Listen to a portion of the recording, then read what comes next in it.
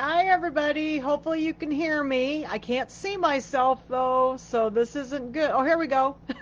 Yay, I found myself. I never know what Facebook's going to do every week. You never know. Hopefully you can hear me. A second here, I'm going to type something. Hello, everyone. So hopefully you can hear me. Make sure you say something when you come in that you can hear me. Hi Nancy. Hi Teresa. Yeah, so type something in so that I know you can hear me okay. Hi Jackie. Yeah, Facebook changes every day, I think. It's been working pretty good since I've been working. Hi Gail. It's been working fairly well as long as I use um, that special browser. Everything seems to be working all right. So, how is everybody tonight? Whoop, all kinds of people coming in. Just a second, let me scroll down here. Hi Mary, Peggy. Hi Kathy. Hi Garnet. Hi Lisa. Is everybody hearing me okay? Cool. Looks like people are hearing me. So is everybody ready for a little Christmas? Somebody posted on one of the posts I put today that this little quilt is so whimsical and festive that we all need that right now, don't we? We just need fun and I think it will be really fun.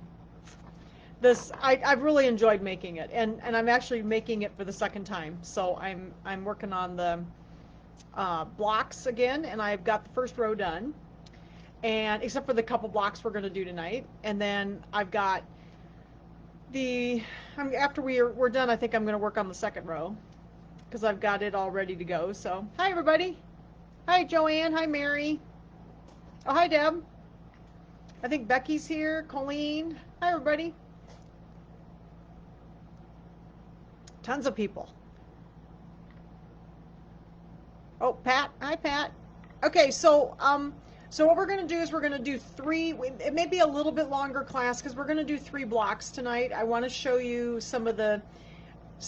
I wanted to use 3 blocks that were kind of like various techniques, and just read the book a little bit. The book is very easy and to read, and the instructions are very good.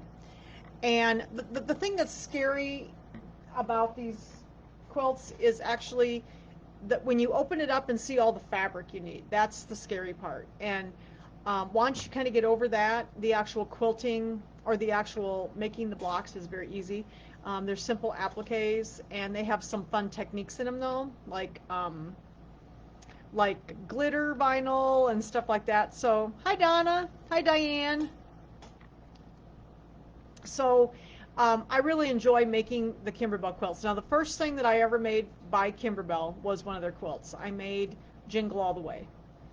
And Jingle All the Way was a little scary because I remember getting the book out I got it several years ago because it came out 3 or 4 years ago.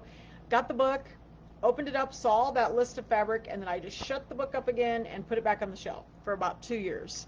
And once I got used to once I figured out the fabric thing and I marked everything and had it all listed, then and like we did in the little chat we did last month, marking all the fabrics with the number and then numbering it in a bag, it made it so much easier. I just had to figure out a way to make it work for me, and that worked fine. And then I wasn't so overwhelmed by all those fabrics. So, and then also the cutting, they have nice diagrams. The original book did not have the diagrams, Jingle All the Way. So the newer books, including Me Whiskey Merry Christmas, had those really nice diagrams so that you could find your fabric in the list and go to the diagram, and then you knew how to cut it. So it made it really easy. So hi Debbie, hi Cheryl, hi Carol, how are you? So anyway, we're gonna make some blocks from We Whiskey Merry Christmas tonight. So we're gonna start our Christmas in July. And the first block, I think what we're gonna do is I'm gonna do a small block first, and then we'll do a couple of 5x7 blocks. And then at the very end, I'm going to talk a little bit about what's coming up. So like next weekend, we're going to do the scan and cut shadow box.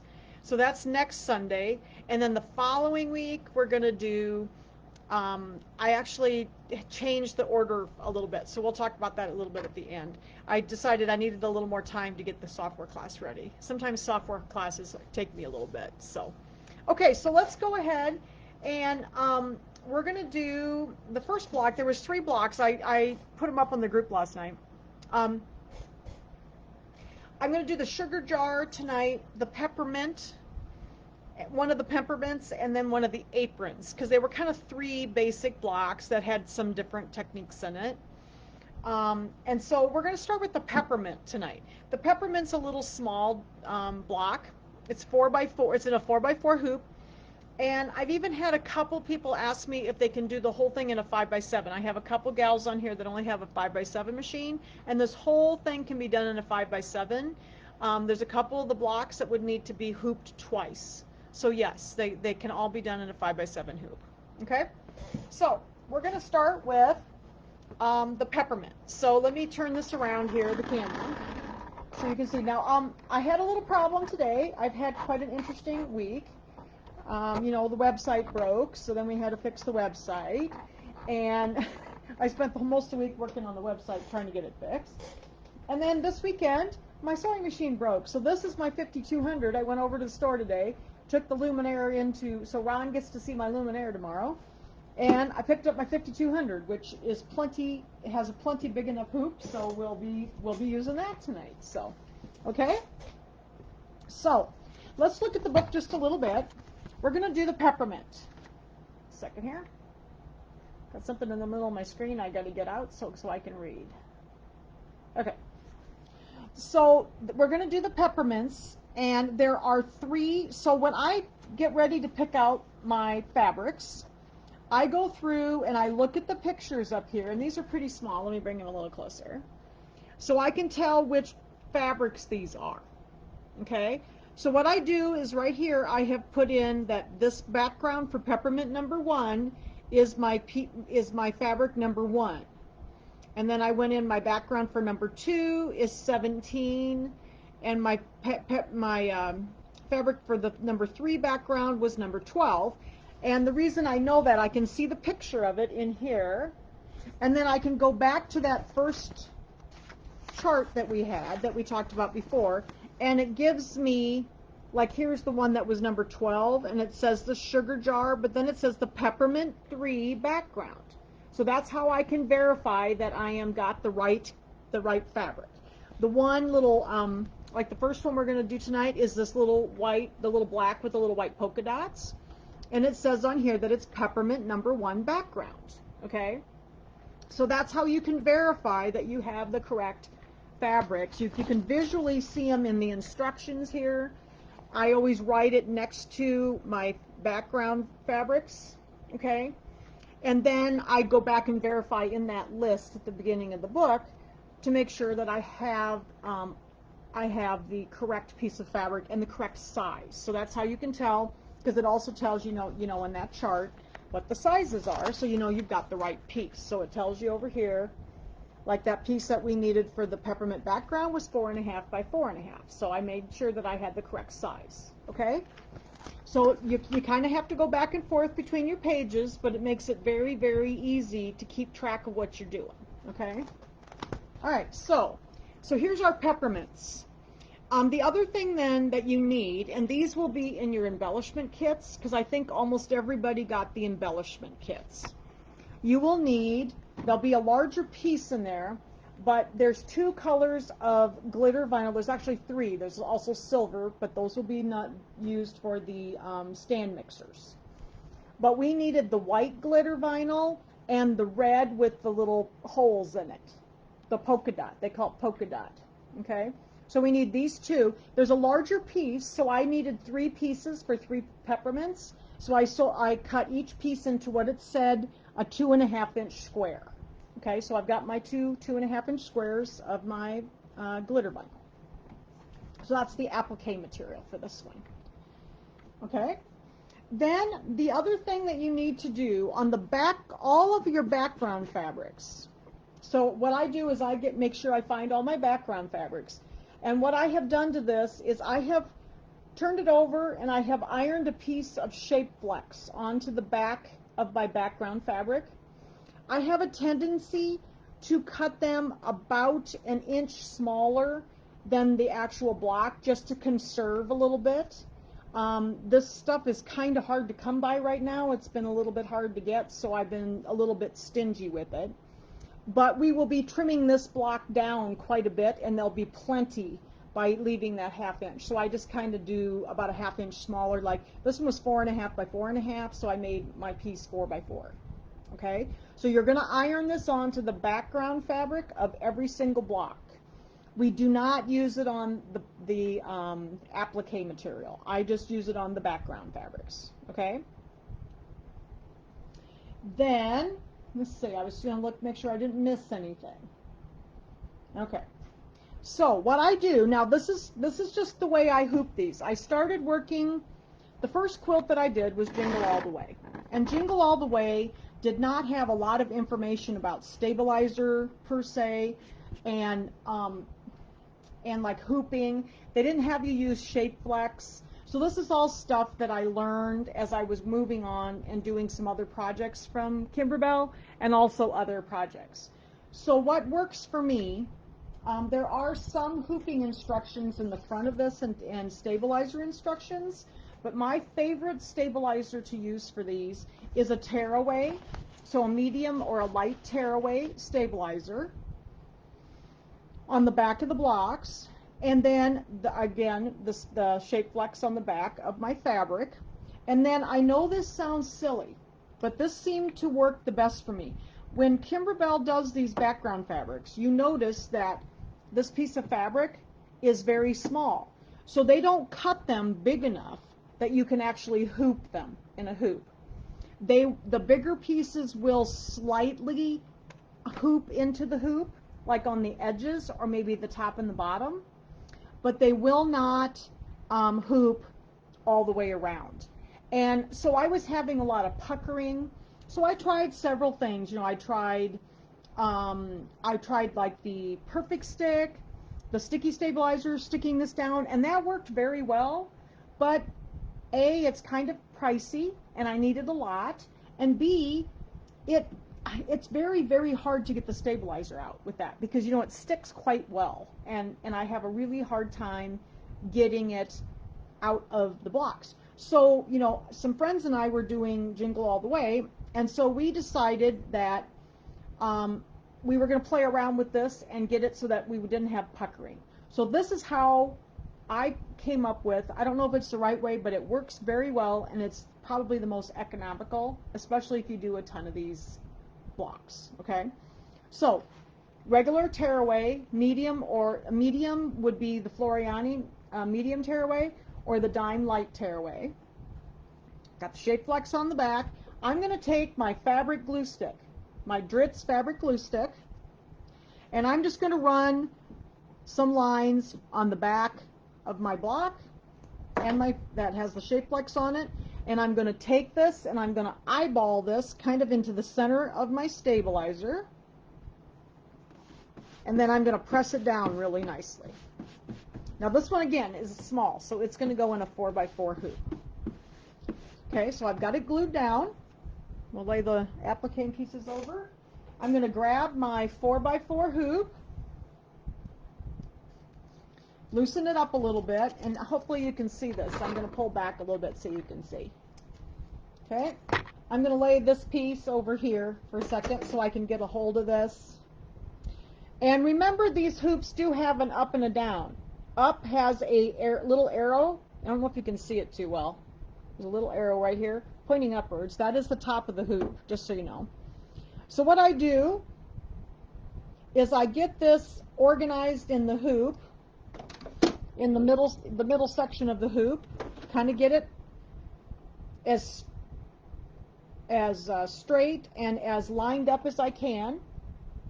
Now in the instructions they tell you to draw these lines with water soluble marker and all this stuff, and you know, honestly, these you're going to be trimming these down anyway, and I found that this is the easiest and fastest way for me to do this. Then I just put it in the hoop. So what I have done is I've tried to keep it as even on the sides and on the top and the bottom as possible. Okay, and I just put it in the hoop. This is glued down. See, this is not even hooped. Cindy, I do not like spray. You can use it if you want to, but I do not like that spray because it gets in your machine and causes machine problems. I do not use spray. That's when I started using the glue stick. It's very neat, and it doesn't get gooey on your needle, and it doesn't go down in your machine and mess up your machine, because that spray can really cause problems on your machine. So I'm not a sprayer. If you like to use it, you can use it, but I like the glue stick because it's very neat. And I don't like to spray things. I'm kind of allergic to stuff like that, so I don't like to spray things in my house. So okay, so there is my hoop. This is going to be our little peppermint. We're all ready to put this into the machine. Make sure it's good and stuck down. All right. Now the next thing we need to do is prepare these little applique pieces. So these are actually, what they are is heat transfer vinyl, and there is a carrier sheet that's this clear plastic stuff is on the top, and we need to take this off before we use it. So if you just kind of bend the corner and pull off the carrier sheet, we just want the glitter vinyl. So this is like heat transfer vinyl you'd use in a heat press. So I'm going to take both of these off. So we just have the heat transfer vinyl, okay? Then I think we got all of that prepared. So now I've got the design up in my machine, and it's a little 4x4 design, and only has 3 colors, and here's the design. I've got it up in my machine already. And the first thing is going to be a placement line, and then it's going to we have to do some appliquing, and then the last one is going to be the outline, okay?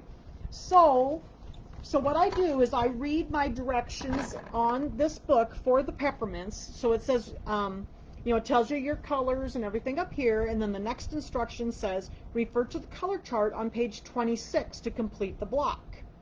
See page 8 for hooping and applique instructions. So I know then that I've got everything ready, it's in the hoop. Now I'm going to go to page 26 in the book, and that's where the color charts are. So all the color charts are in the back.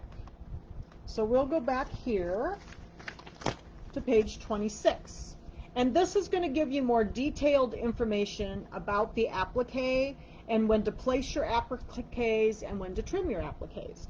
And then it also gives you some color suggestions for your thread. So basically what I do with these quilts is I basically match my fabrics with these. And this quilt did not have a ton of colors in it. I'll show you the threads I'm using. I'm using the Brother thread. So I have only about 6 or 7 colors here. So these are the colors I'm using. Oops, throwing them at you. Okay. So I had 2 greens, and they're kind of both like mossy. One's darker and one's lighter. The red, white is up on the machine right now. Black, I had a silver, a brown, and then there's a cupcake that has this kind of I don't know, kind of pinkish color. So this is actually a Madeira color. That's the one that matched that. And so that's the only thing I used it for, was just the cupcake. It's the one at the end of the first row that has the vinyl over the top. Okay? So basically I use these 1, 2, 3, 4, 5, 6 in whites on the machine. So 7 colors in the quilt. When I do these quilts, I generally kind of match my fabrics with the threads, and then I just choose whatever I want. I don't get too hung up on the threads, and most of these I really haven't used that many colors in. Most of them have been 7 to 10 colors, and that's all I've used. And I have a tendency to use the Brother thread. I don't know why for these designs, but that's the ones I've been using. So okay, so now you kind of saw my colors that I used. So I've got about 6 or 7 colors here. All right, so the first step of the Peppermint says it's the Peppermint placement line. So we're going to go ahead, and I have the white in the machine. Since the first color we're going to put down is the white, so we want to put the solid one down first, and then the polka dot one, because we want the pretty polka dots to show through. Okay, so we're going to put the white down first. I'm going to have my number one I'm going to design is up. And then also, just so you know, I am using regular bobbin thread in the bobbin. I have a number 11, 7511 needle in the machine, and I have bobbin thread in the bobbin. Okay? All right, so the first thing is going to be our placement line. So we're going to start the machine. We're going to do this placement line.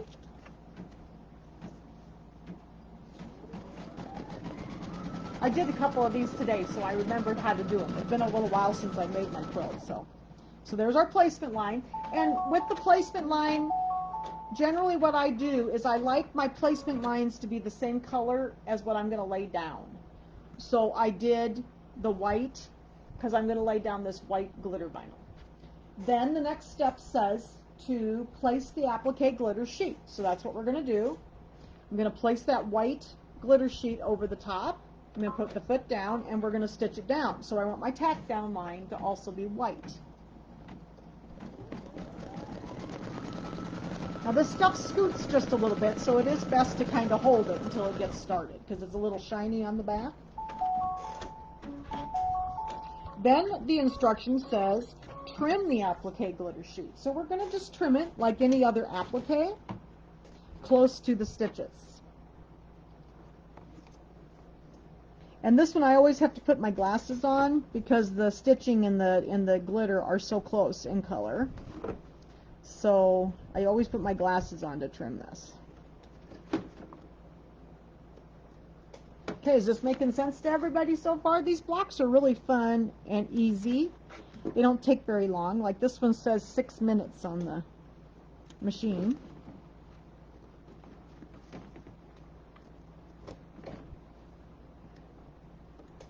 Okay, so I got that trimmed. Now, since this is heat transfer vinyl, in the instructions it only tells you to press one time.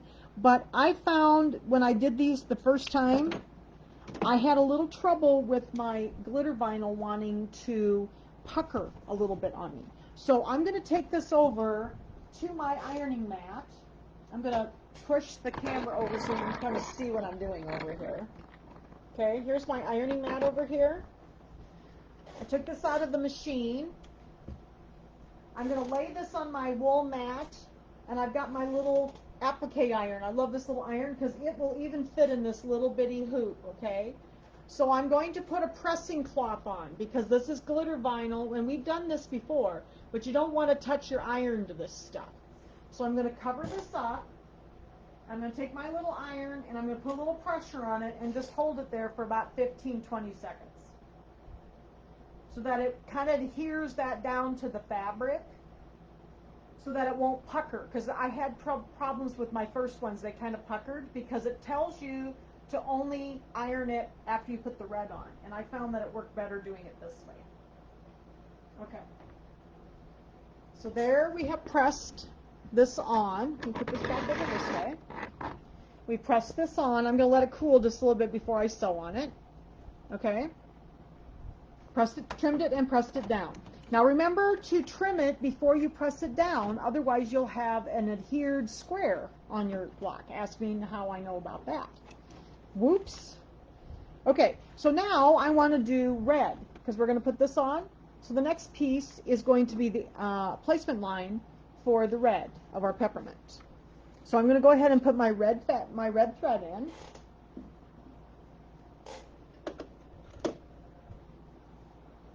And there's 3 of these little peppermints. So you do one on the black, one on kind of a gray fabric, and then one on the green. So I've already got the other 2. I'll show you the other 2. I've got those done already. Okay. So thread my machine. And then it's going to do the placement line for the red.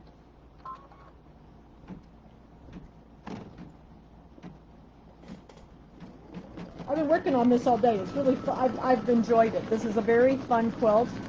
I have liked all of these quilts that I've made, let's see, this is the fourth one. They have, the first one was, we whisked our Jingle All the Way, and then we did one called Hello Sunshine, and it's a summer one, and then we did one called Broomhilda's Bakery, and it's the Halloween one, and they were all very, very fun. Very similarly done, so once we got the hang of it, you know, there was a group of us doing these, once we got the hang of it, they went very quickly. But that first one was a little bit of a trial, so. Alright, so I've got my placement line. I'm going to lay my second layer of applique fabric over that. And this is the one with the little polka dots, and you will need to kind of hold this down because it wants to kind of move around a little bit. So you kind of want to hold it down. You could tape it. I'm not a huge taper. I watch my fingers and I like to hold it. So then it's going to do the tack down line. Got to get my glasses back out. And this is a little tricky to trim, and I don't know that you'll be able to see it, but there is an opening right here. There's a line along the edge here, but then there's an opening right here, and that's the part you trim out. It's a little bit hard. After you get it close up and see it, then you can tell where you have to trim. So we're going to trim. I'm going to put this down a little bit so you can see better. There we go. We're going to trim this out.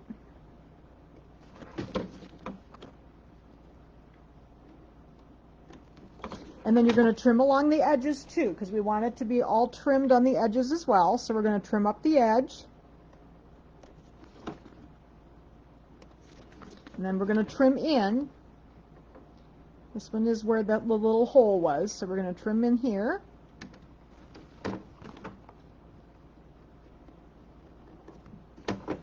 Okay. And then we're going to trim along the edge.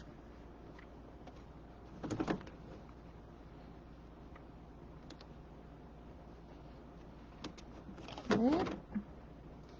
Then in, and then back along the edge, the inside edge, and then the outside edge. And so the little holes that are in this glitter vinyl then show the white through, so it looks like polka dots. Okay? So there's the trim. I'm going to hold it up so you can see it. And then what do we need to do now? Since it's heat transfer vinyl, we need to go back to the iron, and we need to iron down or press down this piece too. Otherwise it'll pucker in the center. So I'll put this back over here. And we'll go back to the ironing mat.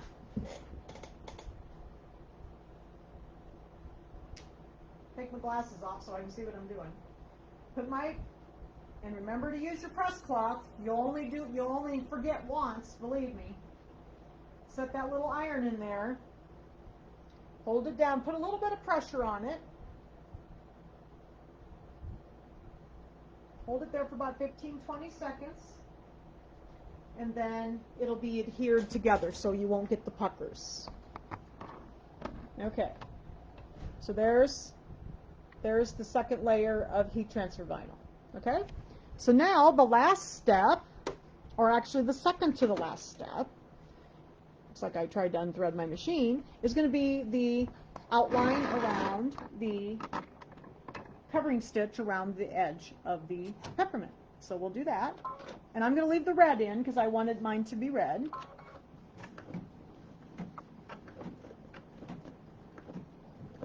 If you wanted it to be green, you could do green. So you don't have to do the colors the same way I do. Do any colors you want. But what I found with these, that they look really cute, and I don't do like an enormous amount of colors when I'm working on these quilts. I know Hello Sunshine, the summer one, had a lot of colors of fabric in it. It had like over 40 fabrics. So I did have more colors, I think, in that quilt than I have in this one. Because this one's Christmassy, so I mostly use, greens and reds and whites and Christmassy colors. So. Okay, are there any questions so far while this is stitching? Is everybody doing okay? Understand what we're doing?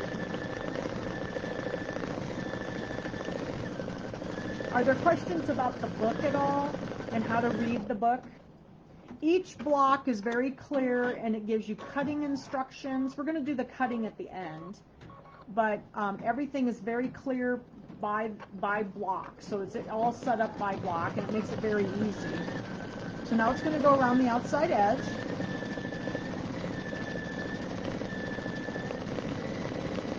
I do like Kimberbell's instructions really well. All of their instructions are very user-friendly, and they tell you how to do the cutting and how big they need to be. This one is cut differently than some of the other blocks, so I'll show you, well, we'll do the cutting at the end, but I'll show you the differences when we get to the next block.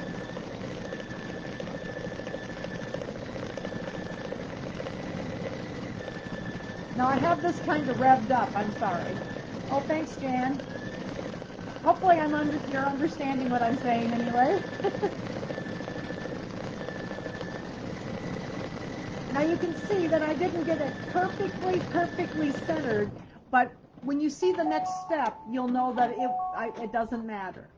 So the last step is just going to be an outline around, perfectly centered around the peppermint, that is going to be our trimming line. So this is one way that they trim the blocks, especially if it's an unusual size or if it is going to be like off-centered. They actually give you a cutting line. So I left the red thread in there so that I could see that thread to trim it. So we'll trim this at the end. And I'll show you my other two peppermints. So here's the other two. So here's the other two. So here's the one that's done on kind of the gray with the, and I left the red in there so that I could see to trim that one, and then here's the one on the green. So we'll do the trimming at the end. Now I like to leave the stabilizer in the block until I trim it, because then I know it's going to lay nice and flat. So if you pull all your stabilizer out, it's very hard to keep your edges nice and straight. So leave the oh, what heat setting for the iron? I think I've got it on wool, Mary. I think it's on wool. It's not super hot. It's not as hot as cotton. So there's the other two. And then we'll take this one out. What I do then when I take them out of the hoop, I'm going to push this over here so you can see what I'm doing. I like to take it over here to the ironing mat. And then I like to iron out the edges so everything's nice and flat. Be very careful not to hit your heat transfer vinyl. With the Kimberbell quilts, you do have to be a little careful because they have a fair amount of like vinyls and stuff on their blocks, and just be careful not to hit any of those vinyls, because you don't want to touch that. So there's that block, and see it's nice and flat now. And so when we go get ready to trim it, it'll be ready. It'll be nice and flat. So we'll set those aside, and we'll trim those at the end. So we'll do all the trimming at the end, so I can move the camera so you can see. Okay? All right. So there are our peppermints. Okay, so let's do another block. I had so much fun doing this today. I've got the whole first row done, and then I'm going to do the second row tonight yet. Because they go quite quickly once you get going on them. All right, so the second block, give me a second, I got to find my hoop. Where did I put it? Here it is. The second block we're going to do is going to be the sugar jar. And it's the first block in the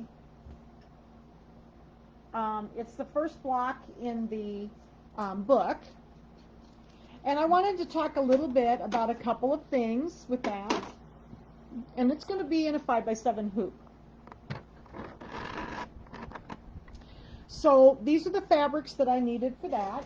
And I did the same thing with this one. Now this one had more fabrics. So let's go back and look at that one. So this one, I went through my fabrics and I put the numbers here. My background was number 31. My jar was number 12. So I went and found all my fabrics here that I needed.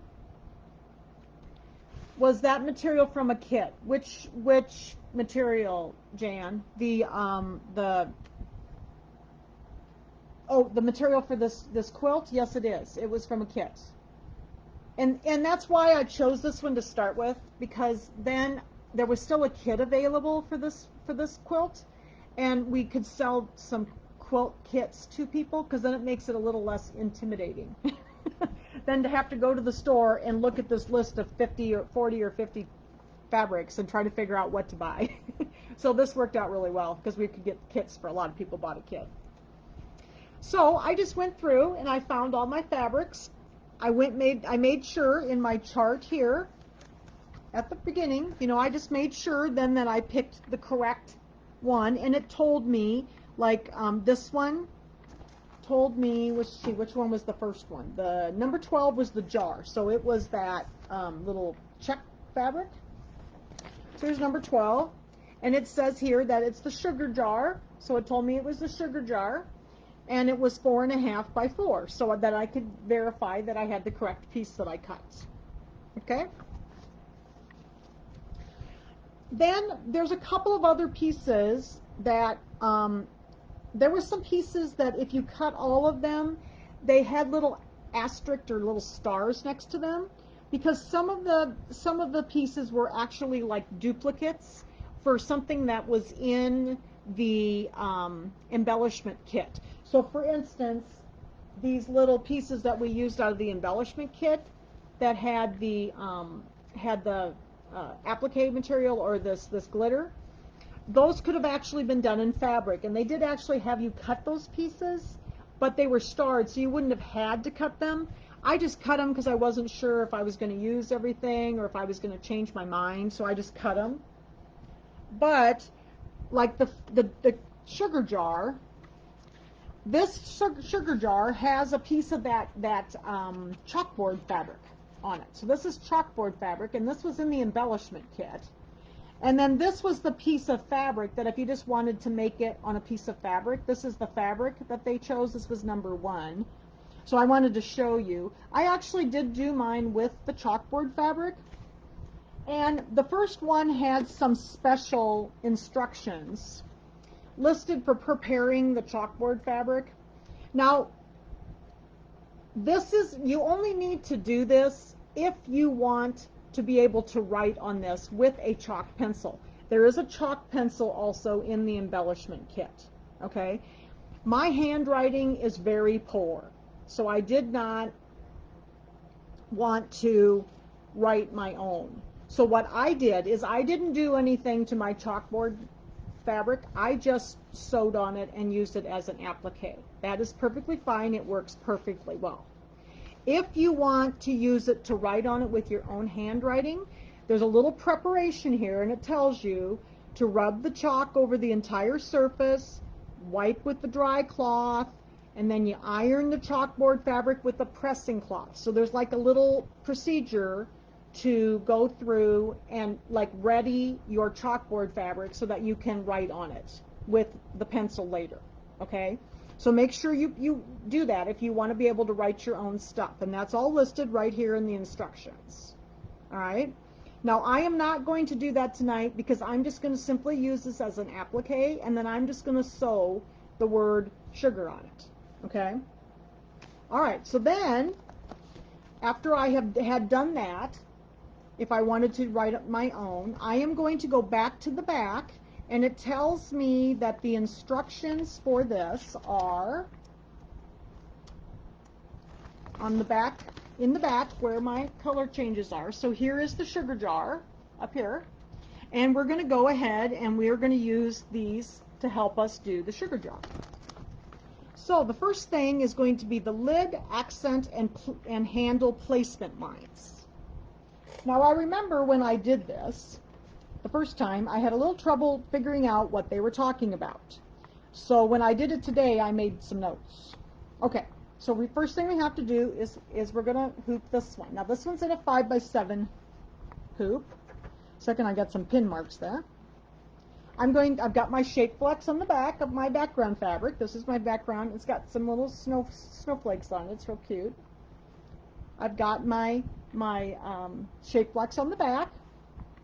I'm going to take my fabric glue stick, got my tearaway ready here. Take my fabric glue stick. We're just going to run some fabric glue stick, several lines up this fabric. Then I'm going to lay my stabilizer down here, and I'm going to kind of eyeball this and get it as close to the center as I can. And just so you know, if you're using a 5x7 hoop, the standard 5x7 hoop, a 9x12 piece of stabilizer works very, very well in the 5x7. So you want to cut this 9x12. So most of them are 12 inches, so just cut a 9-inch piece. And then when you're using the 4x4, you want an 8x8, and it's just a really easy size to work with. So that's what I do when I cut these. Okay. So I've got it all fairly centered on my stabilizer. I'm going to do the same thing I did before. I'm going to get my 5x7. This is the inside loop. Again, there's that little arrow pointing up. I'm going to get this kind of organized. I'll bring this over. It's hard to do this on the machine, so I always have to kind of wrangle it in there. Just a second. We'll pull this back a little bit so you can see better.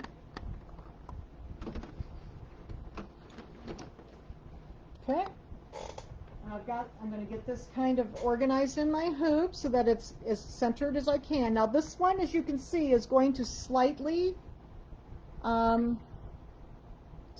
hoop on the sides. Okay, whoops, got to push this over a little bit.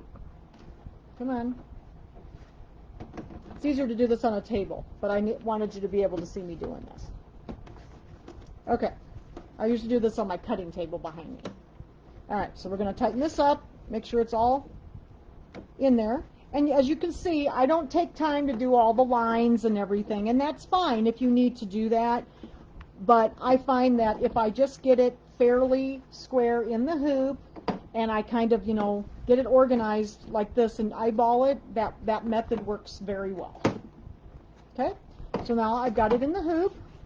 It is slightly hooped on the sides for this one, because this was a little bit bigger piece of fabric.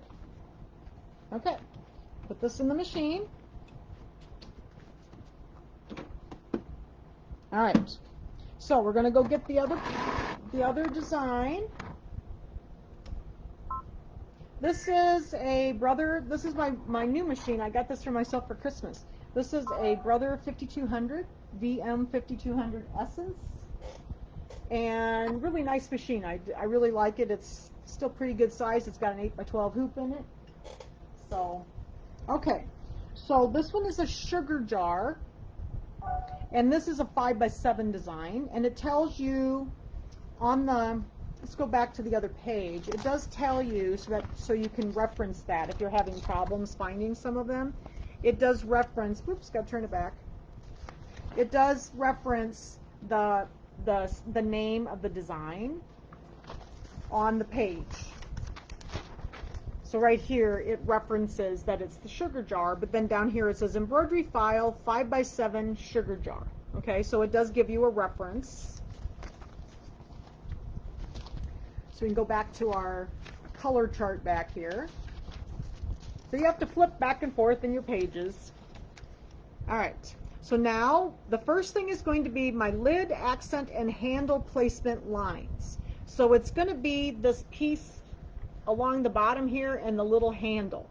Okay, so I'm looking at my sugar jar that I did before, and this is the one that kind of threw me off because it's done a little differently. They do that accent and the handle with one piece of fabric, and it's actually this lighter color. So I want to use red with this, red thread, so I'm going to put my red in the machine, and it already was. And the first thing, I'll get my design here quickly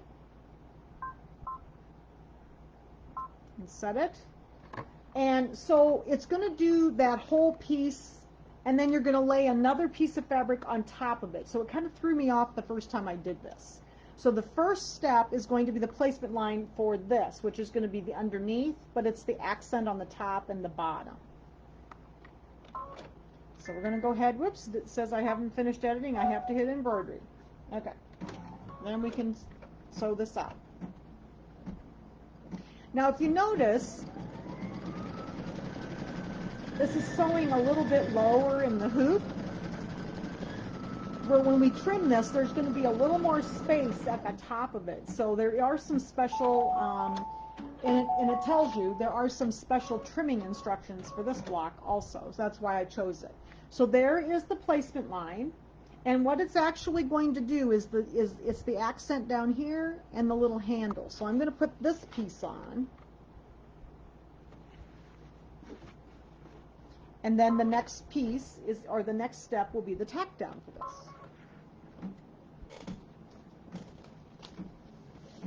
But the color charts are really great. If you go back there, you can basically just look at the color chart, and it will help you, guide you through all the steps. And it tells you when to trim. Now, there are SVG files available if you want to cut these all out in advance with your scan and cut. That's fine. These are usually very simple appliques, so I have a tendency just to do these and trim them instead of cutting them all out in advance. There are some you have to cut, but these are so easy that I just usually do these in the hoop like this. Okay, so we're just going to trim around.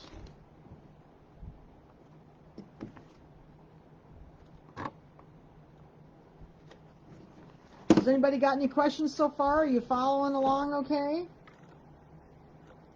There's a lot of you here, but everybody's very quiet tonight. You're intently watching. Is anybody sewing with me? And how many people actually have their blocks all done already? Because I think there are some people that have their blocks all done already.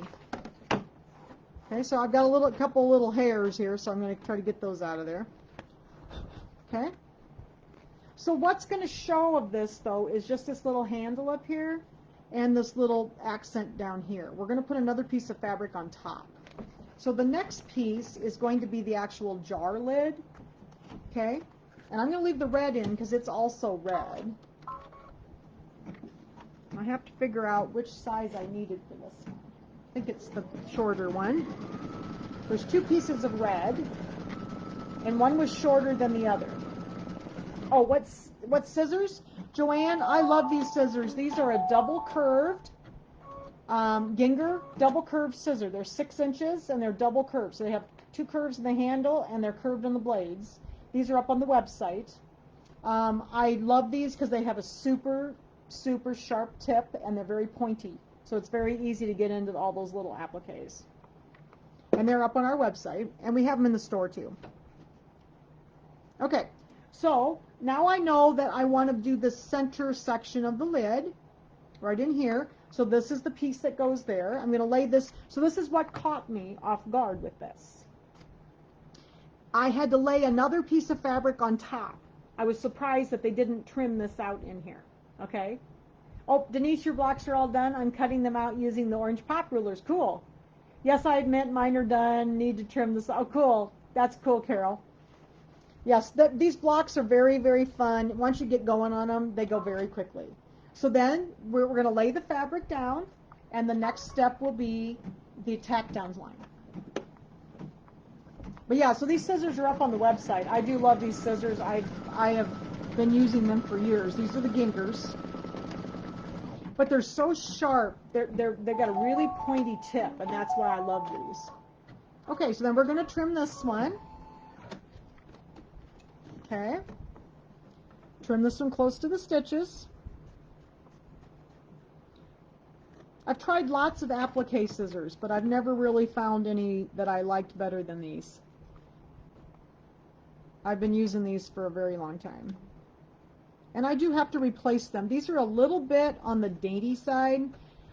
You don't want to drop them too often. And if I drop them too often, then I'll have to go get a new pair of scissors. The handles will get bent. So just be careful with them. I try not to drop them, but you know, that doesn't always happen. I dropped them today, in fact. But they're still okay right now. Okay, so there's my lid and my accents. So the next thing is going to be the placement for the jar. And that one is going to be in this green check. So I want that, I'm going to go ahead and change, when I do this applique, this is how I do this. I like to have the color of the thread that I'm going to use. Oh, what are the orange pop rulers? So I'm going to show you the orange pop rulers in a little bit, Cheryl, here. I'll show you what they are. They're awesome. So I'm going to go to this green. Now you guys, it's your job to help me pay attention to this green thread, because I've broken 2 needles today because there must be a little sharp spot on this thread that the thread keeps catching. So it's your job to remind me to keep track of this tonight, so I don't break a needle in front of you. I've broken one. I've actually haven't broken a needle. I've bent 2, and then of course, you know, it puts a little divot in your bobbin case. So I only have one other machine. I don't have, and it's in the shop right now, so don't want to lose another one here. Okay, so we'll thread the machine up, and we're going to do the green that I want to use on the edges for the placement line. Looks like I've got a bunch of red there. There we go. No, I'll show you in a little bit, Cheryl, the orange pop rulers, because we'll need to use them in here in a few minutes when we go to trim the blocks. So I'll show you all about those. They're really cool. I know, Carol, aren't these fun? They're just so cute, and it's so hard to wait. I was actually really looking forward to doing another one. So, okay, so here's my little sugar jar. This is the applique fabric that goes on that. I'm going to lay this in here, and as you can see, they give you ample fabric. And this one, as I remember, I kind of put it in here in kind of fussy, you know, got it in here so it kind of, I don't know, the little diagonals got in there in a place I liked them, so. Okay, so we're going to trim it, we're going to tack it down now.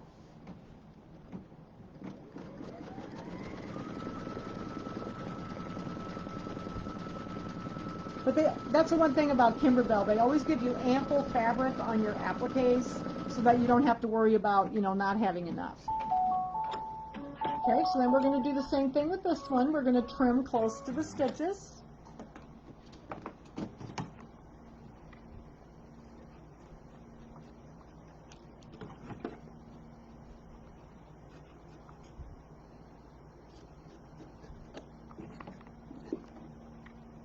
The instructions are very good, though. That's the one thing I've always loved about Kimberbell, is I think their instructions are wonderful.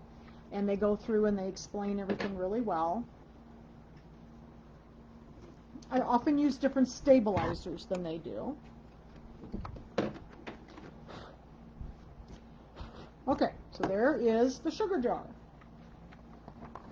All right, so now the next piece, is going to be, we're getting ready to use the chalkboard fabric. Now remember, I didn't prepare this because I'm not going to write on it. I'm just going to use it as an applique piece. And I want that to be black, so I'm going to put the black thread in.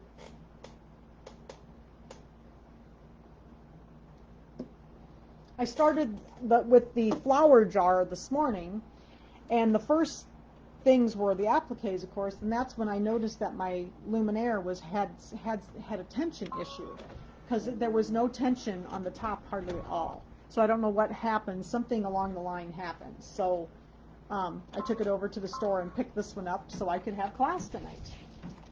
This is a very nice machine. I like it a lot. It's a nice sewing machine also. It doesn't have all the features that my luminaire does, but it does embroider and sew extremely well. It doesn't have quite as big a hoop either, so. All right, so there's our placement line for, now we're going to, and if you wanted to, you could use the fabric. This is the fabric piece that I could have used there, but I decided I wanted to go ahead and use the chalkboard fabric just as an applique. So I'm going to put this over that placement line, and we're going to stitch the chalkboard fabric down.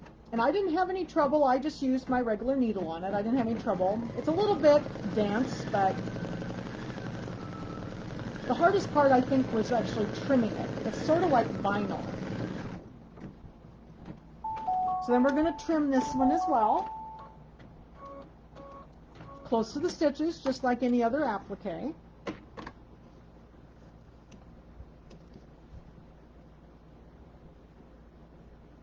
So hopefully you can see what I'm doing. It's hard to trim around a camera. I always have to have my arms wrapped around the camera here. Okay.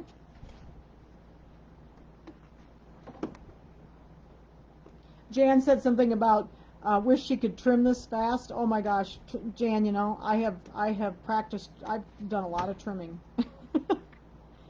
In the last, especially since this whole, you know, this whole COVID thing, I sit at home and do a lot of applique, so I've been really doing a lot of trimming the last few months. You get faster at it, let me tell you.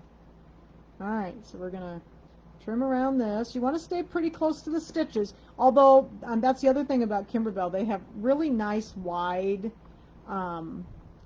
satin stitches, which is really nice. Then it easily covers. So if you're not super neat about your trimming, you're good with Kimberbell because everything always covers fine. All right, getting there. This is a little harder to trim. It's kind of dense. Okay, there we go. What is the name of this machine? Oh, this machine? Mitzi, this is the Brother VM5200. Very, very nice machine, and it has an 8x12 hoop, which would give you a much larger hoop. So I really like this a lot. And they actually, there's a couple of really nice upgrades in it that used to be optional, and they're in this machine. So some sewing upgrades that I really, really like. And it has a laser light on the embroidery foot. You have to buy it extra, but I did because I really wanted that laser light because it really helps with centering and stuff. So, okay, so now the next part is going to be the little bottom of the jar. So we need to put the red back in because that's going to be red. Always lots of applique on these. And they do all the applique first before they put any satin stitches on usually.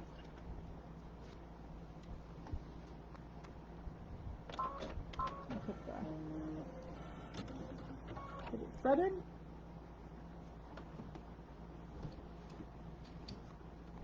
Then this next piece is going to be the placement line for this bottom part, the little base of the jar.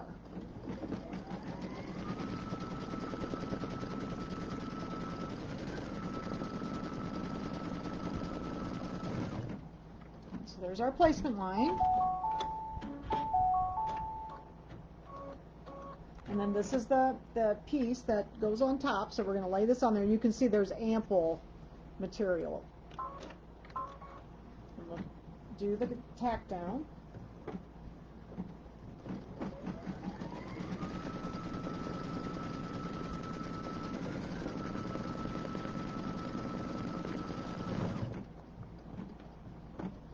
Yeah, I had quite a few people that had already done all their blocks because they are awfully fun to do, and it was hard to wait, wasn't it? I needed to do a lot of the stuff about a month in advance though, because we had to be able to get everything, and with the current situation nothing is coming quite as quickly as normal. So I wanted to make sure we got all the fabric, so we did, which was good. So the only thing we haven't gotten yet is the background fabric, so for those of you who ordered the background fabric, it should be here before we need it to do the quilting. So that was the only thing that hasn't come yet, was the background fabric. And then Kimberbell is going to start in August, just so you know, is going to have a mystery quilt called Love Notes. I think most of you have probably seen it up on the website and stuff. And the size of the quilt is very similar to this one.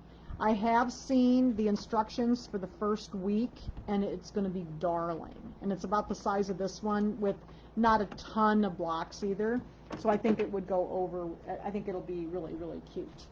Okay, so the next step, which is number 11, would be the one that you would skip if you are going to write on your chalkboard fabric. So if you had prepared your chalkboard fabric for writing yourself, you would actually skip number 11 because it is the word sugar. But I am going to sew mine on because my handwriting is very bad. So I wanted to sew it on. So I'm just going to put the white thread in.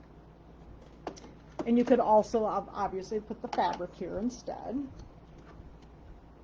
But I'm going to put the white thread in, and we're going to sew on the word sugar.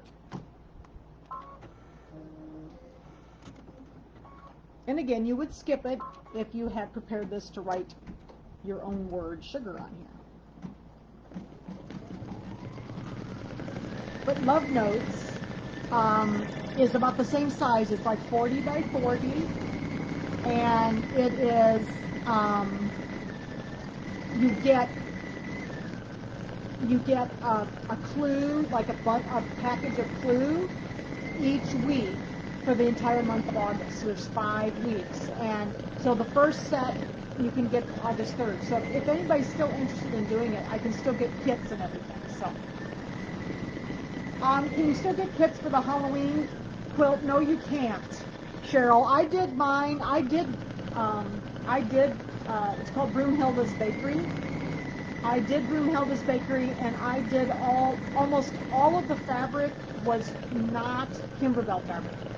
I just took the book to like Joann's and to Walmart and Anamosa and just picked out the fabrics that were close. So no, you can't get the fabric anymore. That's the only bad thing about fabric. You know, it's only available for a short time.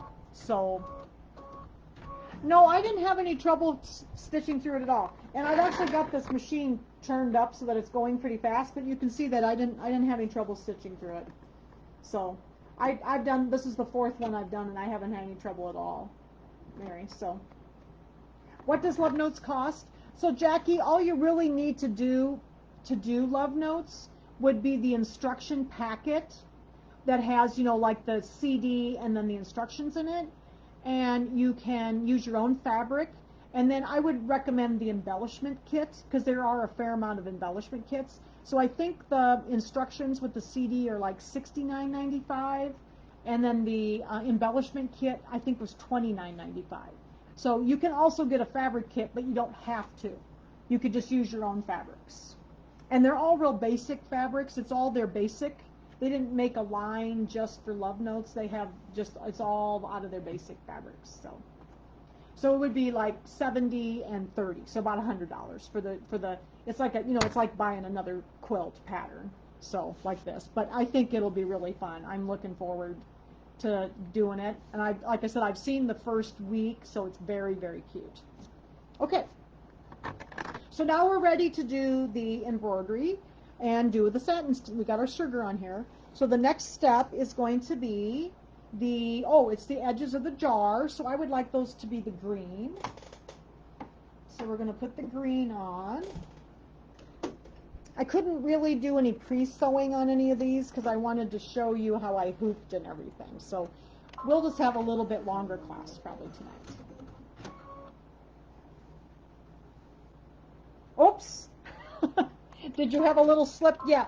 So that we'll talk a little bit about that, Denise. With the pop rulers, you do have to be very, very vigilant. I have a little trouble because it's different. You trim on the inside of the ruler, so it feels weird, and I have to be very systematic and very vigilant when I'm doing it, because if I get in a hurry, I slip every time. So yeah, so I'm really looking forward to Love Notes. I did order the fabric kit just because it's so much easier. I can just open up the box and start cutting. So, but Denise, don't feel bad. I had to do the block that has the vinyl on it. The vinyl, it's like a cupcake stand. I had to do that one 3 times because I kept hitting it with the iron. Jan, I don't know. They have a new bench pillow coming out for Halloween. It's called something Boulevard. It's got like little twinkle lights. Twinkle Boulevard, I think is what it's called. And I thought that might be a fun class. It's really cute. So I don't know that they have a Christmas quilt coming out. I think they're doing Love Notes and they're doing the Twinkle Boulevard, but I haven't heard anything else yet. So, but the Halloween, the Nutcracker things, those are actually they do have a new Christmas event coming out, yes. And I can't think of the name of it off the top of my head, like Winter Wonderland or White Winter or Wonderland something. Yeah. And then the one with the Nutcracker is called something Jubilee with the little nutcracker things. That's an event. So we can do those now. Since we're certified, we can do those. Okay, remember, this is the color I have to watch to make sure it doesn't get caught. Denise, I've tried that, but they are slightly smaller if you cut on the outside, because you know the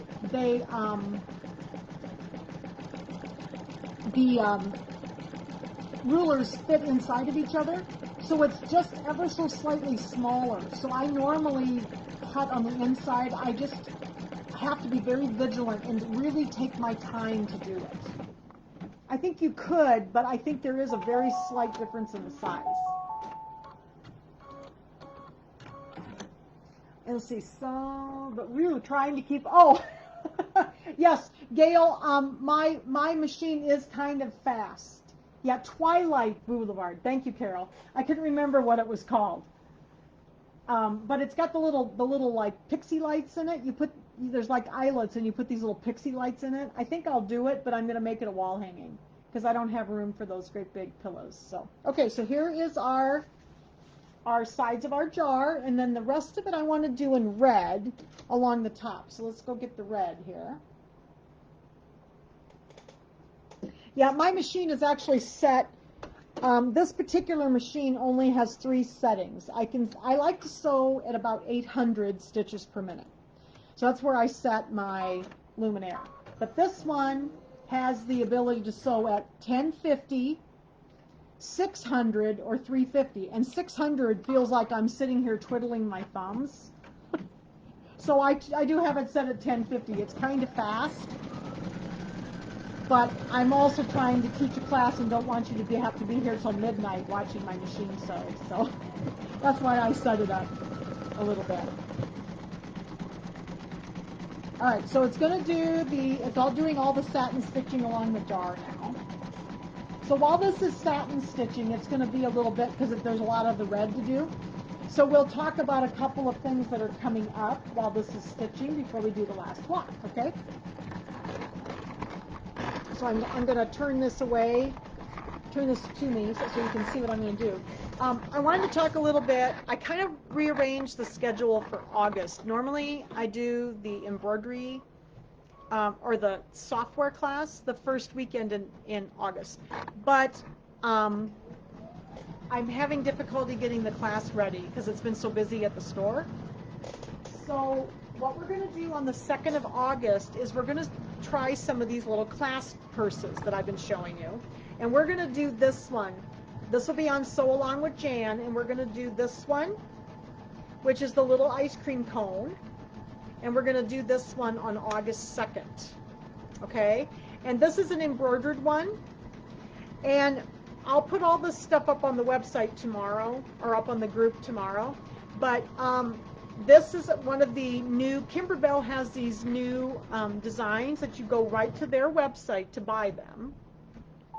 And they're called Kimberbell Jump Stitch. And this is called Summer Scoops. And when you buy these, you actually get 2 sizes. So I'm going to go ahead and continue because I want the next piece to be red as well. So I'll just keep it going. Okay?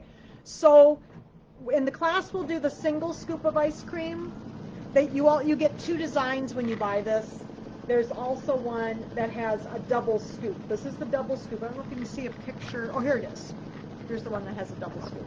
So you'll get both of these. This one fits in a 6x10 hoop, and this one fits in a 5x7 hoop. Okay. So we're going to do this on August 2nd, because the next week then we'll continue on with assembly on We Whisk You a Merry Christmas. Okay. But these are really cute. So you have to go right to kimberbell.com. And you'd have to download and purchase this design. I think it was $12, but you get both of them and all the instructions. I wanted to do a little looking tomorrow. The bottom part of this ice cream cone, I did mine in fabric. The bottom part of the ice cream cone is supposed to be done in that new embroidery leather, and I haven't been able to get any yet. So I was going to see if I could locate some and I'm going to order it for the store, but I haven't had a chance. It's fine in fabric too, so we may just do it in fabric. But these little purses are so cute, and they sew out completely in the hoop. They are lined, completely lined and sewn together, except for a little spot about this big on the side that you have to sew together by hand to finish it. But it's all completely lined and sewn together in the hoop. It's just amazing the way they sew. So that's why I wanted to do one of these. I do have the clasp hardware at the store, and it's on the website. So I do have the clasp hardware for everybody. You get 2 of these, this size. I think it's maybe like $10 for the 2 of them. Okay?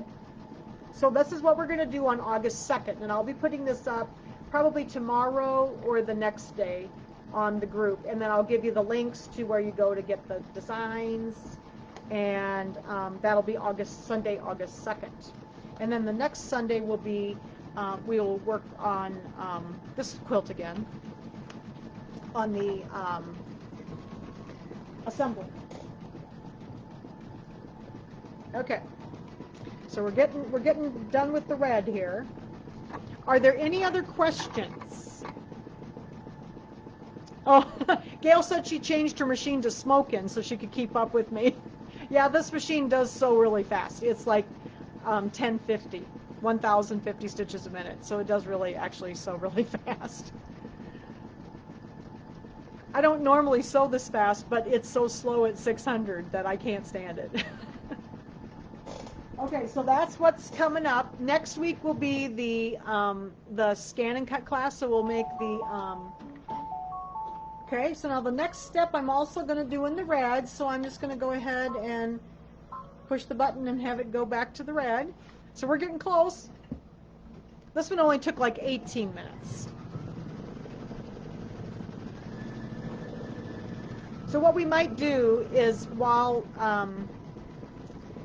we're working on the third one, I might actually show you some of the trimming while the third one's sewing, or I don't have to sew the third one. I think everybody will understand it fine. I wanted to show you one thing in it. It's got a different type of applique, so I wanted to show you one thing in the applique. We're going to do one of the aprons. They're really cute, so. Let's see here. What else can we talk about while it's sewing? There are 2 sets of pop rulers. So these quilts, most of them take both the square and the rectangular pop rulers.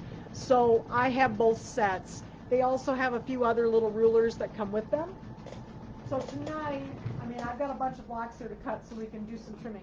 But these are the rectangular ones, and they're very, very common sizes. They're 4.5 by 6.5, 6.5 by 8.5, and 8.5 by 10.5. So very, very common sizes. And then the square ones are 4.5, 6.5, and 8.5. So very common for all, all quilts actually. But Denise, like the thing that Denise experienced, they are a little bit tricky when you first get them. You just have to be very careful. And after I got used to them, after I used them a few times, I had no problems trimming on the inside of the ruler. So, because this is one of the ones I wanted to show you how to trim. So we may not do the third block. We may not do the apron unless you want me to. We may go and do some trimming next after this one sews, and then if you want to do the apron, we can do it. But most of these little blocks are all applique, and so they're easy to do, and they just go so quick, and so they're so fun. And I just really enjoyed working on this a lot. I did this like in the month of May, when we were all sitting at home. I was working on it. When is Love Notes starts? Love Notes starts August 3rd, Pat. And so I have your instructions, because you've already purchased it. I've got your instructions, and I've got your embellishment kit, and I think the fabric is supposed to be coming this next week. Okay, you want me to do the trimming next? Okay, well, we'll do the trimming next. So we'll finish this block, and then we'll do the trimming.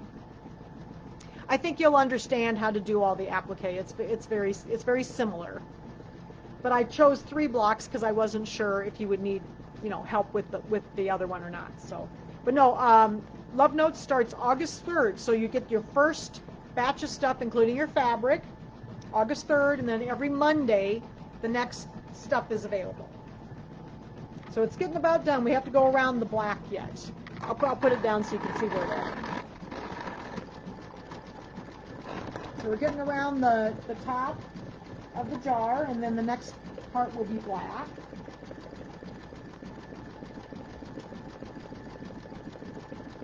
I'm going to find all my blocks that we're going to trim here. So I haven't trimmed any of mine either because I wanted to show everybody the different trimming. So we'll do some trimming next. How about that? I'll show you a bunch of the trimming so you can see the different techniques, because there's quite a few techniques in the trimming, so we'll do that instead of doing another block. I think everybody is going to be fine. So I'll get the color changed for this one, and then we'll go back and we'll go over here and we'll start doing some trimming. That way I won't forget to start it. Yeah, this machine sews pretty fast. I do really like this machine. It's a very nice sewing machine. So this is the one I usually have at the store that I use, you know, if I have a little time, I'll sit down and sew there, but lately it's been terribly busy, so, which is a good thing, but I don't get much sewing done at the store, so. All right, well, I'm glad I have it, though, because I needed it today. All right, so we'll get the black. This is going to be the outline of the sugar. Oh, there's actually one more thing. There's a little white, like a little border in there too. So I'll get this started, and then we'll go over and start the trimming while this is sewing, and I'll change the white. Okay. But I'm going to move my camera so don't get seasick, everybody. So that way you can see better what's going on. See if I can get it to let go here. All right, we'll bring it over here so you can see what's going on.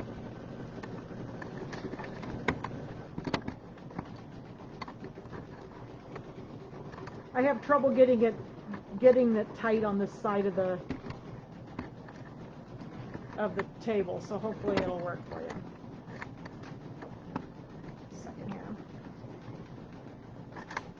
Well, so while this is sewing, let's do a little trimming. We'll go back to the peppermint first. So this one's one of the ones that they do a placement line for you. And so they show you where to trim. So the little one we did was this one, okay? And this one I'm just going to use a regular ruler for. And of course I left my rotary cutter. Here we go. So this one I'm just going to use a regular. I do have my rotating, my Martelli mat here. This really helps a lot when you're doing like small blocks like this because this rotates really easily. So what I'm going to do is what it tells you in the instructions with these when they give you the placement lines. Let me read it so you know exactly what it says. It says to trim block exactly on the cut line as stitched in machine step 6.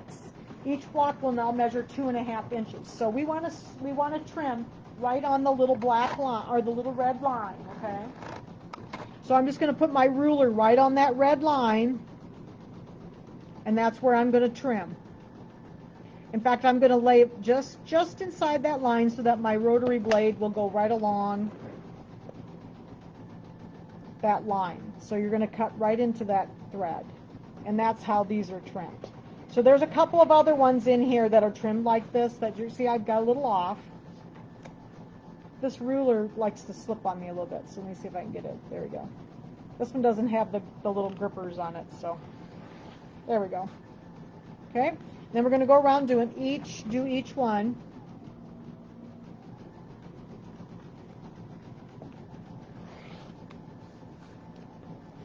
But you're going to trim, and again, I've got the stabilizer. I'm trying to make sure you can see what I'm doing here. I have to look backwards.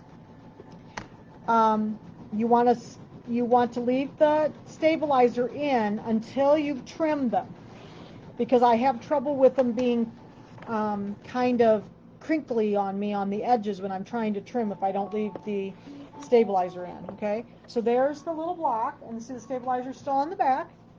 So we're going to go ahead and we're going to take the paper out, hopefully, if I can get a hold of it. Sometimes I have trouble getting a hold of it. There it comes.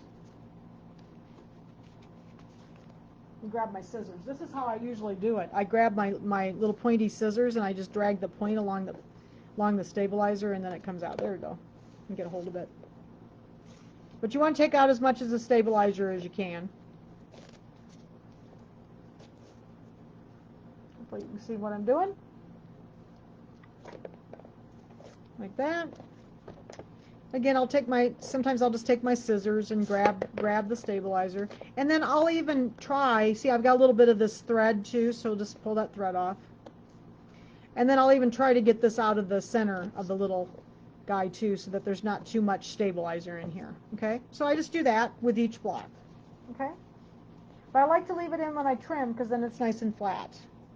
And it's stable so that it doesn't move around on me. Okay, so there's one of our little peppermint we did, and I'm going to do these other two. I've got 2 more. I'm going to do these the same way.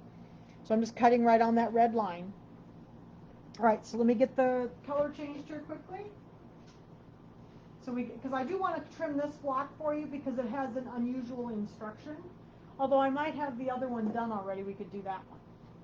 So let's get this one started, and then I'll go back to the flower jar, because I think I've got that one done already. That was the second block. It's the little taller jar. So this is the decorative stitch. Now the last stitch of the 2 jars, just so you know, you do not sew that. It's just a placement line, and it tells you in the instructions not to sew the final step. I can't remember if it told you on this side or if it said in the back. Let's see.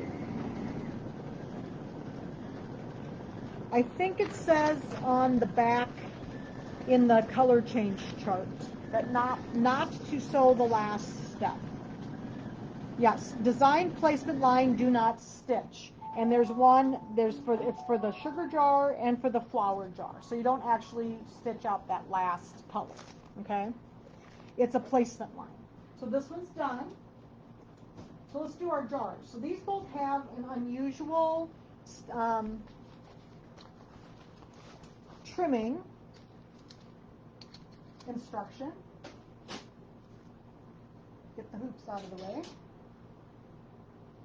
Okay, and then I'm going to go ahead and iron this. Let's pull this back. I'm going to go ahead and iron this on the edges. Be very careful not to hit that vinyl. You know, we've got that stuff down there, so we don't want to hit that with the iron. So here's our little sugar jar. Doesn't that turn out cute? Okay. So this one has a special trimming instruction, just like the flower jar. So since I have this in my hand, we'll do this one. All right, according to the instructions, we're going to read the instructions here. Got to go back a page, I think. It says that square the finished block to 4.5 by 6.5. Put this down so you can see. And it always tells you at the top of the block special trimming instructions. There's a little spot up here, so if you just read your direction, because there'll be special trimming instructions on some of these. It says square finished block to 4.5 by 6.5. Bottom of jar sits about 1/2 inch above the cut edge. So the bottom of this jar needs to be about 1/2 inch above the cut edge. So what I'm going to do first is I'm going to take my water-soluble marker. I'm going to turn this like this. I'm going to lay the 1/2 inch line on the bottom of the little trim. And I'm going to mark that 1/2 inch in so I know I've got it in the right spot. So I'm going to mark that 1/2 inch line, because that's where the bottom is going to be of our jar, okay? The bottom of the background fabric. So when you sew this in, you're only going to have about 1/4 inch from the bottom, okay? So I want to make sure that I have that line, because that's a special thing. Then this one was the one that was going to be 4.5 by 6.5. So I'm going to go get my 4.5 by 6.5 inch pop ruler. So whoever was asking about the pop rulers, this is what they are. This one is 4.5 by 6.5. They are marked, but it's a little hard to see. They're marked down here at the bottom.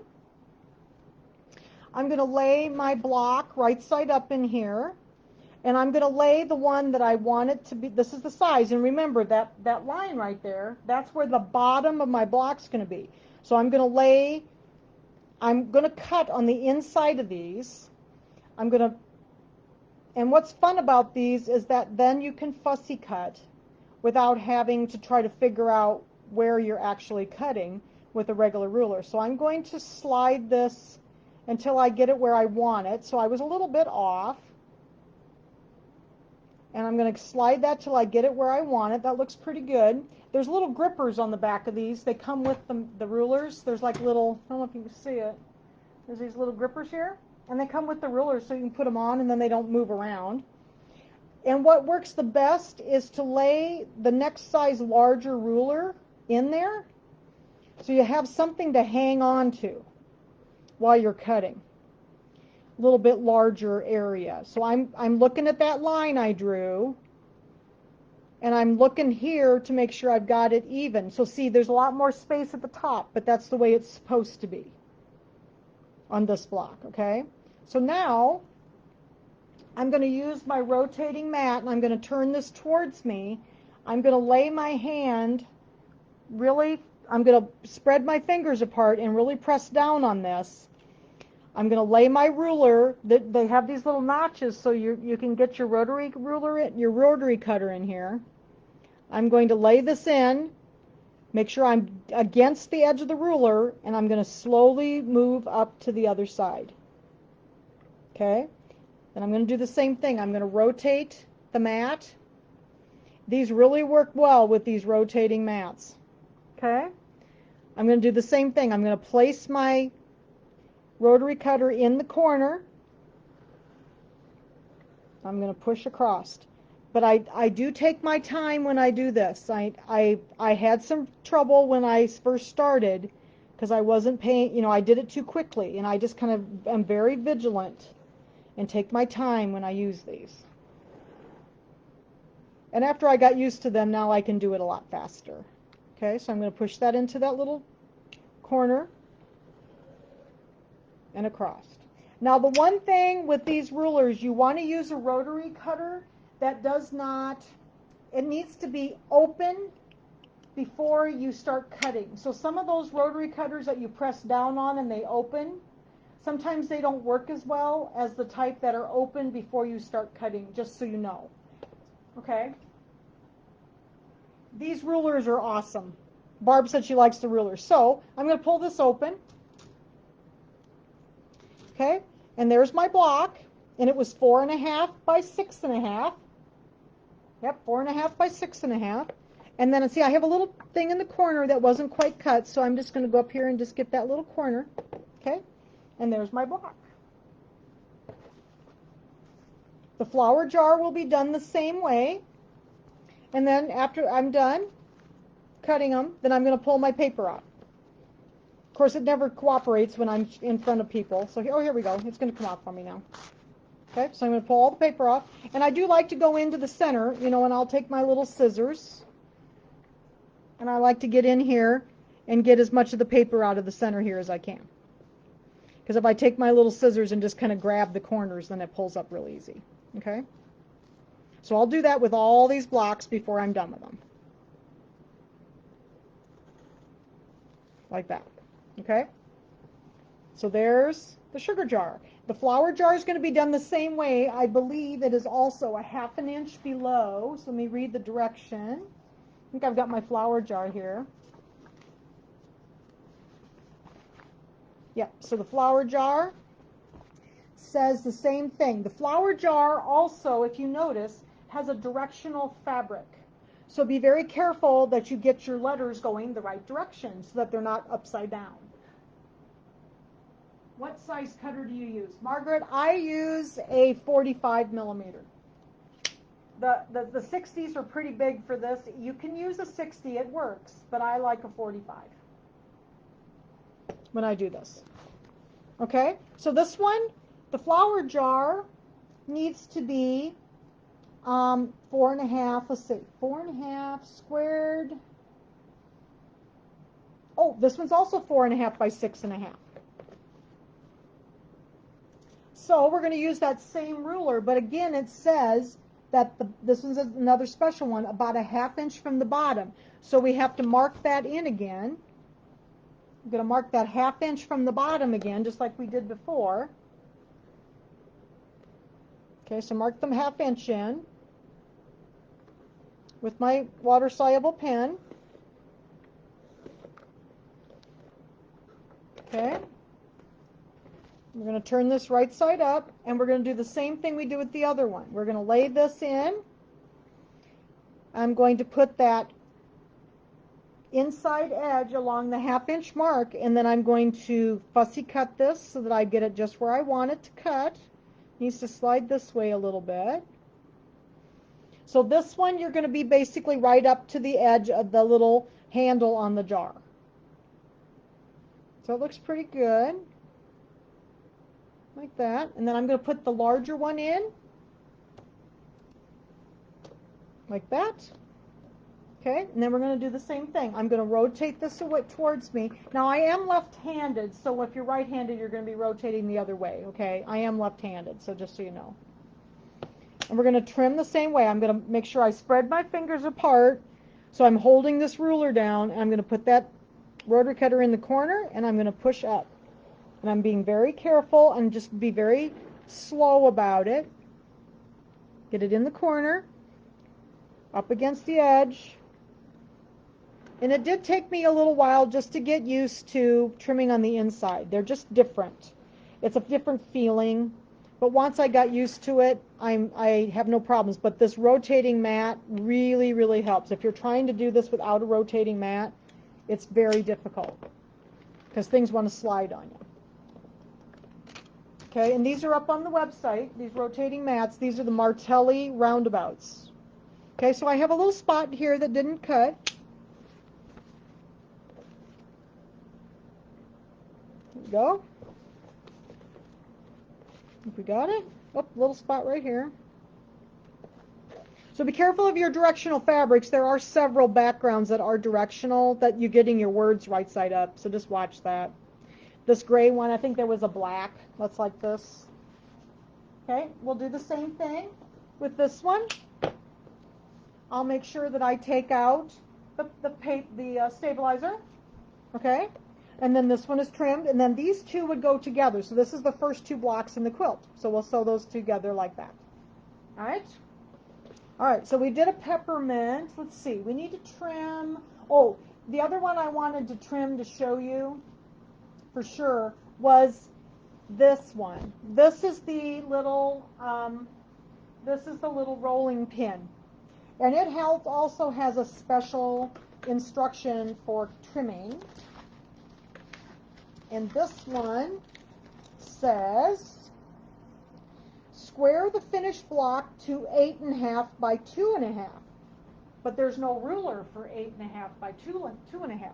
So what they have done is they've given you a placement line to start by. So this is the 2.5 inch width between those red lines. But then we just need to make sure that we get this to be the right length. So to do that, it says measure 4.5 inches to the left of the center tick, and they put a little center tick right here. It's right here. And measure 4.25, I'm sorry, to the left of the center tick mark that was stitched on the rolling pin block. Mark a vertical line with a water-soluble or heat-sensitive marker. And then you're going to do that on the other side. So we're going to go 4.25 inches, because it has to be 8.5 inches, 8.5 inches long. So there's the little corner tick.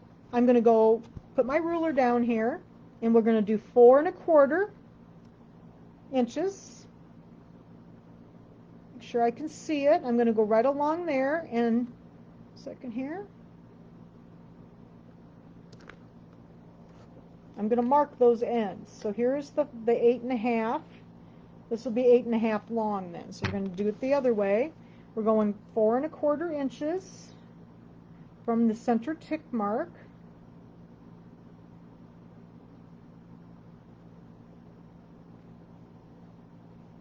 Oops. Let's go up here so it's a little bit higher. 4.25. Here we go. sure I get it straight. All right, so then how I did this is I took then, so I've got those marks, so I know I've got the ends marked the right length. And what I did is I took my 6.5 by 8.5 inch ruler. This is the one that's 6.5 by 8.5. So what I did is I laid this in here so that I knew I had it the correct size.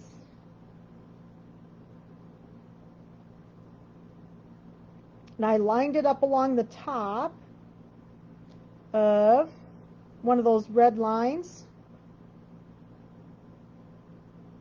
Make sure I've got my marks evenly spaced there. And I use this to help me cut it. So I went then down here and cut the ends off at my 8.5 and flipped it over and did that over here.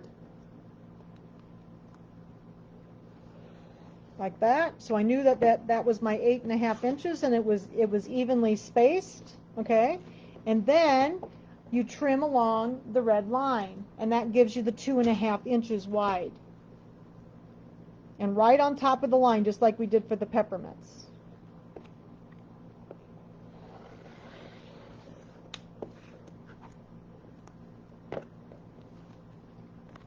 But I like to use the rulers, even though they're not the right width, it was the right length.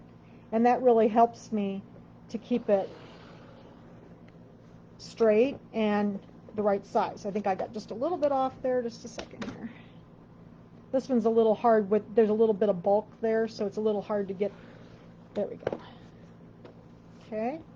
And then I've got, oops, I must miss this little end over here.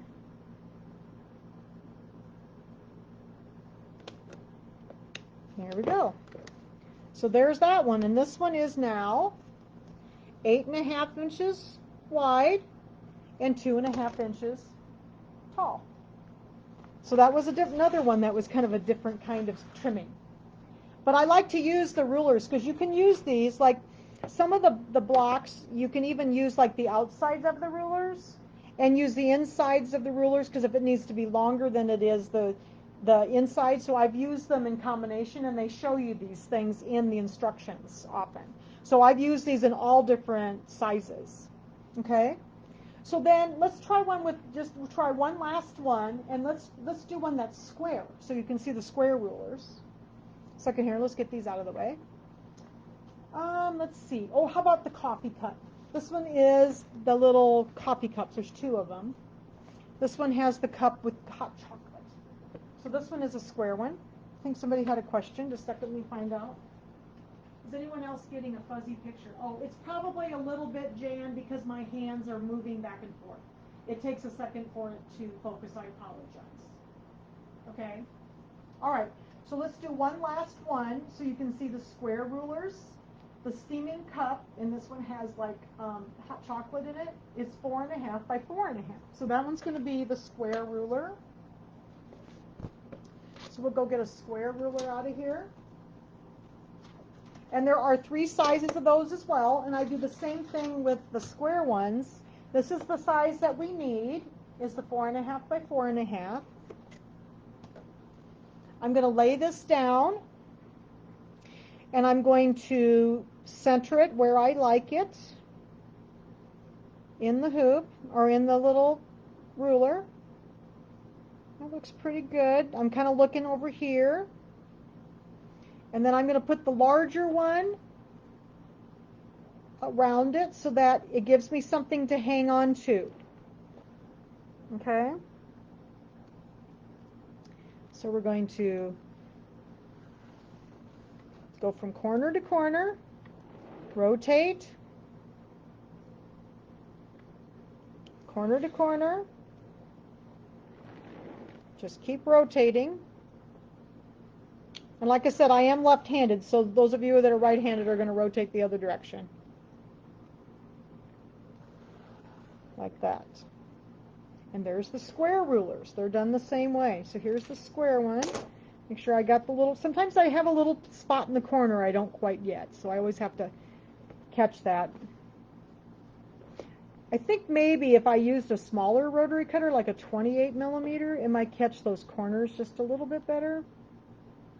There's a little spot right there that didn't go. There we go. Okay. And there's my coffee cup that's done in the square rulers. Okay. Now, some of these, some of the blocks are, there's some that are square, some that are rectangle, and then just watch your special cutting instructions. So there's some of those things that you need to really watch.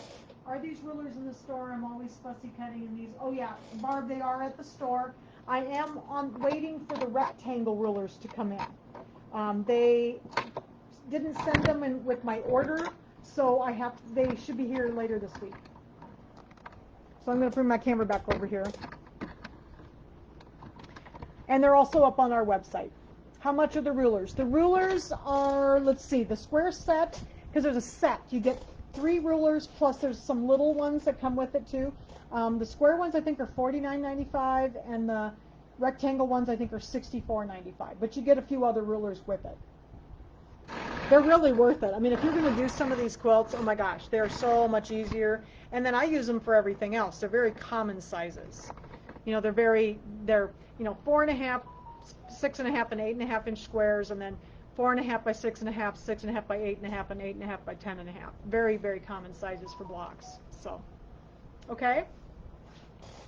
All right. So, is everybody excited about making blocks? Does everybody feel comfortable just going ahead and reading the book? Just read your directions carefully.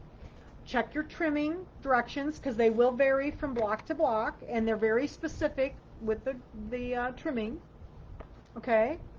I think most of the rest of the blocks, the only other ones that are a little different, there's 2 layers of applique on the little cookie blocks that are on the 3rd row. They have felt and then fabric on top. So other than that, everything is pretty much straightforward applique, and I don't think you'll have any trouble doing the blocks. So next month, what we'll do, that'll give you a month to work on your blocks, and then next month we'll talk about the assembly. I often assemble the quilt as I go.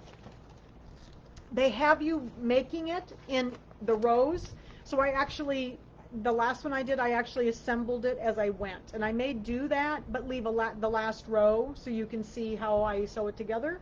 And there's some little sashing strips you need to cut. And then we're going to talk a little bit about making that pinwheel block. There's some of you that don't quilt really, so I thought we'd make the little pinwheel block. And I'll show you some really cool rulers for trimming triangles.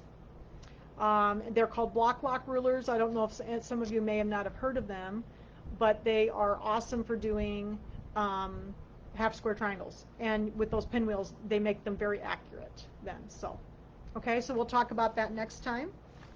Are there any questions? Isn't this fun? I'm so excited to do this. I think you guys will really enjoy it. Okay? So everybody that has their blocks done, get them all trimmed, get them ready to sew them together. And then we will talk about assembly next time and talk a little bit about those pinwheel blocks.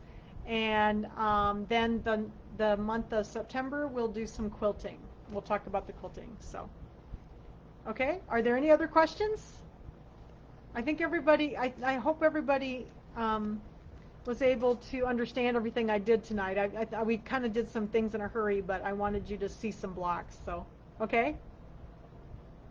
All right, so you know how to stabilize. You know that I was using the glue stick. Pick your colors and go to town with these. They're so much fun. Okay? All right, so I will see you next week. We will be having scan and cut. Next week we'll make our little Christmas shadow box. And then the following week will be the little coin purse. So I'll get all that stuff up there. So. Aren't they fun? Oh, I'm anxious to get mine going too. I'm going to finish working on mine tonight. So, all right. Thank you, everybody. Sorry the class was a little longer. I knew it would be because we had a lot to go over tonight. But I figured we could get everything ready and you could just go to town on your blocks. So, thanks, everybody. Good night. Have a good evening.